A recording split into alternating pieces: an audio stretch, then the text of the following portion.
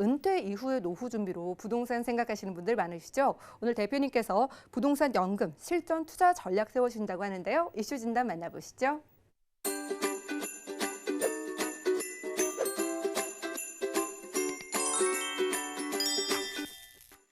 자, 일단 뭐 부동산 연금 이러니까 네, 이게 뭔가 이렇게 생각할 수도 있는데 정말 뭐 많은 분들이 그렇죠. 내가 노후에 좀 연금이 풍부했으면 좋겠다. 뭐 정말 꼬박꼬박 월급처럼 이렇게 받았으면 좋겠다. 뭐 이제 이런 생각들을 많이 하시는데 실질적으로 지금 평균 그 국민연금 수령액을 봤더니 지금 우리나라 지금 뭐 한 52만 원 정도 된다라고 하죠.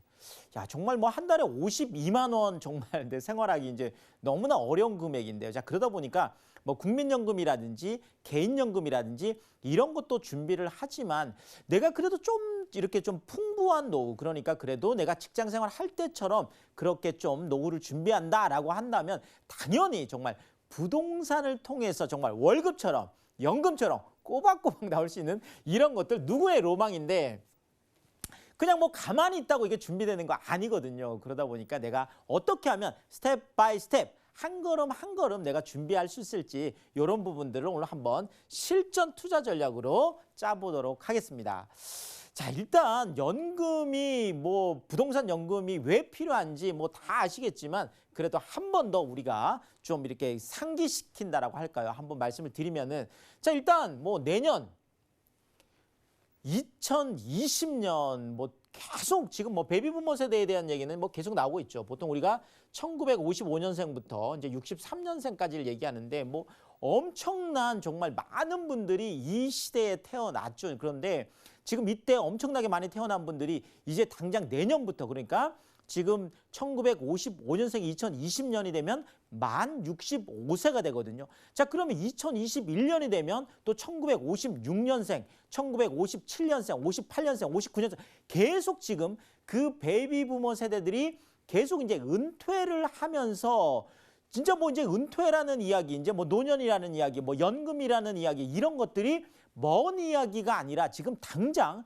우리 코앞에 지금 펼쳐진 그런 일들이라는 측면에서 좀 더 우리가 은퇴에 대한 부분들, 연금에 대한 부분들을 구체적으로 한번 준비를 해볼 필요가 있겠다. 이렇게 말씀을 드리겠습니다. 자, 그런데 지금 이렇게 은퇴는 시작을 하고 베이비부머 세대들이 지금 이제 계속 쏟아져 나오기 시작하는데 문제는 또 여기에 있죠. 바로 호모 헌드레드 시대가 개막됐다. 자, 우리가 호모 헌드레드 시대라면 바로 이제 100세 시대가 되겠죠. 자, 이미 이거는 지금 한 9년 정도에 유엔에서 이미 인류는 호모 헌드레드 시대, 100세까지 살 수 있는 시대가 됐다. 자, 그런데 이것이 100세인 거지. 호모 헌드레드 시대가 뭐 100세까지 살 수 있다 이거라기보다는 100세인 분들이 그냥 뭐 정말 흔한 시대. 네, 그렇죠. 지나가다 만나면 웬만하면 다 100세인 분들 뭐 이런 것들을 우리가 호모 헌드레드 시대라고 하는데 자, 어쨌든 이제 계속 장수하게 된다라는 거죠. 그만큼 내가 예전에는 뭐 보통 만약에 우리가 평균 여명이 한 70세 정도 됐다. 자, 그러면 65세에 은퇴하고 나면 한 5년 정도만 그냥 네, 그렇죠. 그냥 내가 은퇴 준비를 하면 되는 거죠. 자, 그런데 지금은 만약에 100세라고 하면은요. 65세에 은퇴를 하고 나면 무려 35년 이상을 계속 내가 살아야 된다는 얘기예요. 그러니까 35년 동안 내가 어떻게 살지를 준비를 그렇죠. 그런데 내가 지금 뭐 당장 소득은 없고 이렇다면 또 굉장히 좀 어렵기 때문에 그런 측면에서 지금 뭐 100세 시대 준비해야 된다. 뭐 이렇게 말씀을 드리고 제가 뭐 일전에도 방송에서 한번 말씀드렸지만 이제 뭐 구글이라는 회사에서는 무려 500세 그렇죠. 인류가 500세까지 살 수 있는 정말 500세 프로젝트를 지금 또 진행을 하고 있습니다. 자, 어쨌든 우리 인류의 수명은 계속 늘어난다. 인류의 수명이 늘어난다는 건 그만큼 내가 계속 노년에도 돈이 필요한 시기가 계속 늘어난다라는 이런 부분을 다시 한번 말씀을 드리겠습니다. 자, 이것이 바로 고령 사회가 되겠는데요. 자, 일단 보통 인구가 한 100명 정도 되는데 100명 정도에서 한 7명 정도가 65세 이상인 사회 그런 걸 보고 우리가 고령화 사회다 이렇게 얘기를 하고요. 자, 인구 100명 중에서 14명 정도가 이미 65세 이상인 사회 그런 걸 보고 우리가 고령사회, 화자를 떼버리고 고령사회다 이렇게 하는데 우리나라는 이미 2017년에 고령화 사회에서 고령사회로 진입을 했습니다. 자, 근데 이것이 이제 베이비 부모 세대들이 급격하게 지금 늘어나면서 소위 말하는 초고령 사회. 초고령 사회는 100명 중에서 20명 이상이 65세 인구가 되면 초고령 사회라고 하는데 우리가 이제 고초고령 사회에 진입할 수밖에 없겠다라는 거죠. 그런 측면에서 본다라면 정말 우리의 노년 준비 이거는 지금 뭐 엄청난 먼 이야기 아니라 엄청나게 가까운 이야기다 이렇게 말씀을 드리겠고요. 자, 그런데 문제는 이거죠. 금리가 지금 계속 하락하고 있다는 건데요. 자, 예전에 우리가 기억을 해보면은 10억 만들기 프로젝트라는 게 있었습니다. 자, 10억만 있으면 내 노후 준비는 끝났다 이렇게 얘기를 했었죠. 자, 그런데 지금 뭐 저축 정기예금 금리가 약 한 1.5% 정도 지금 얘기를 하고 있고 지금 뭐 짧은 것들은 0.9%, 0.8%까지 지금 얘기를 하고 있잖아요. 자, 그런데 0% 시대에 진입을 한다라는 거는 이런 거죠. 지금 예를 들어서 내가 예전에는 10억을 은행에 넣어놓으면 예금이 6%, 7% 정기예금 금리가 이럴 때는 그렇죠. 1년에 6천만 원이면 한 달에 500만 원씩 이자가 꼬박꼬박 들어오니까 정말 뭐 생활이 윤택할 수 있었습니다. 자, 그렇지만 지금 같은 시대에 1.5%라고 하면 1년에 1,500만 원인 거죠. 그러면 뭐 한 달에 거의 뭐 그렇죠. 한 뭐 120만 원이 안 되게 지금 내가 그러니까 120만 원 수령한다라고 하면 지금 뭐 우리가 한 98만 원 정도가 2인 가구 평균 임금이라고 하는데 평균 임금의 절반이 안 되는 그렇죠. 자, 그러면 150만 원 이하가 되면 그렇죠. 뭐 우리가 보통 빈곤층이라고 하는데 지금 10억을 은행에 넣어놓고 예금 이자로만 살아간다라고 하면 지금 현재 보더라도 빈곤층이 되겠는데 더더구나 지금 뭐 이것이 뭐 0.8%, 0.9%까지 떨어진다라고 하면 내가 10억을 은행에 넣어놔도 한 달에 70만 원, 80만 원 받기 어려운 시대까지 계속 가고 있다라는 거죠. 자, 그런데 이 금리 하락이라는 게 지금 뭐 전 세계적으로 계속 뭐 금리가 하락되고 있고 더더구나 우리가 계속 뭐 시간이 지나면 지날수록 그렇죠. 또 화폐 가치가 하락하기 때문에 이런 측면에서도 우리가 금리 하락에 대한 이런 부분도 챙겨봐야 될 것 같습니다. 자, 그런 측면에서 제가 투자 이제는 방향을 좀 전환을 해볼 필요가 있겠다라는 건데요. 자, 일단 뭐 저축연금 쪽보다는 제가 부동산 연금이라고 해놨는데 사실 저축연금이라는 건 아까 말씀드렸듯이 현금이 꼬박꼬박 들어오는데 자, 이거는 이거예요. 자, 화폐 가치가 계속 하락을 하고 있습니다. 자, 우리가 10년 전만 하더라도 10년 전 10억하고 지금 10억하고는 또 화폐 가치가 엄청나게 많이 달라져 있죠. 더더구나 이 화폐 가치는 계속 떨어지는 이유가 말 그대로 통화량 증가 때문에 그렇습니다. 자, 보통 우리가 지금 경제가 좀 어렵다 하면 정부에서 쓸 수 있는 정책은 보통 두 가지가 되겠는데요. 하나는 금리 하락이라든지 이런 것들 통해서 통화 정책, 통화량을 좀 시중에 늘리는 방법이고요. 자, 또 하나는 재정 정책이라고 해서 정부가 가지고 있는 뭐 세금으로 걷어들였던 것들을 많이 또 돈을 푸는 정책이죠. 자, 어쨌든 통화 정책이든 재정 정책이든 전부 다 시중에 통화량을 늘리는 그런 정책들인데요. 모든 이 정책들이 여기에 초점을 맞추고 있다 보니까 사실상 우리가 뭐 경제가 이렇게 좀 뭐 선진국으로 간다 아니면 경제가 좀 발전한다, 소득이 늘어난다라고 하지만 실질적으로 보면 화폐 가치가 계속 하락할 수밖에 없는 시중에 돈이 넘쳐나면 그렇죠. 그만큼 화폐 가치가 떨어진다. 소득은 늘어날 수 있어도 화폐 가치가 떨어진. 그러니까 내가 현금으로 그냥 그렇죠. 그냥 당장 내가 이런 저축처럼 이렇게 할 수 있는 것들은 화폐 가치에 대한 하락의 위험이 있다라는 이 부분들을 우리가 반드시 기억을 하시고 그런 것보다는 아무래도 실물 자산, 부동산처럼 실물 자산인 경우에는 우리가 뭐 지금 뭐 주택임대 사업자 같은 경우에는 5% 이상을 임대료를 5% 이상 올리지 마라. 상가 같은 경우에도 5% 이상 임대료를 올리지 마라. 이렇게 정부에서 지금 가이드라인을 주고 있는 거는 거꾸로 생각을 해보면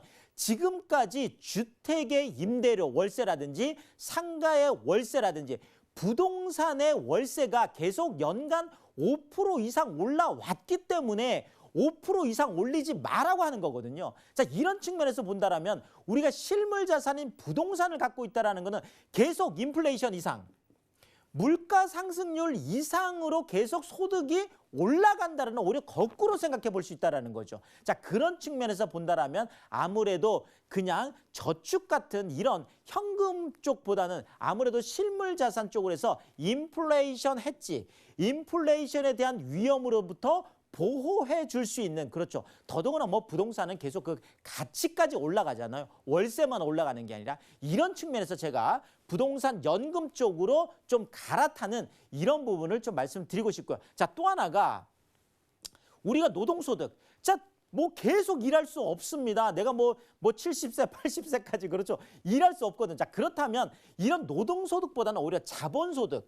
내가 자본을 갖고 있음으로 인해서 계속 그것을 통해서 소득이 발생하는 그런 걸 보고 우리가 자본소득이라고 하는데요. 자, 자본소득 같은 경우에 내가 말 그대로 이런 거죠. 만약에 월세 받는 집을 한 채를 내가 갖고 있다라고 하면 또 그 월세를 내기 위해서 또 그쪽에 이제 세입자분이 나를 위해서 사실 일해 주는 거거든요. 자, 그런 측면에서 만약에 슈바베 지수라고 하는데 슈바베 지수는 뭐냐면 가처분 소득에서 말 그대로 얼마큼의 그 주거비를 부담할 것이냐 이런 얘기가 되겠는데요. 자, 가처분 소득. 자, 만약에 이게 슈바베 지수가 50이나 된다라고 하면 말 그대로 내가 집을 두 채, 월세 받는 집을 두 채만 갖고 있으면 나를 위해서 일해주는 사람이 2명이나 된다는 거죠.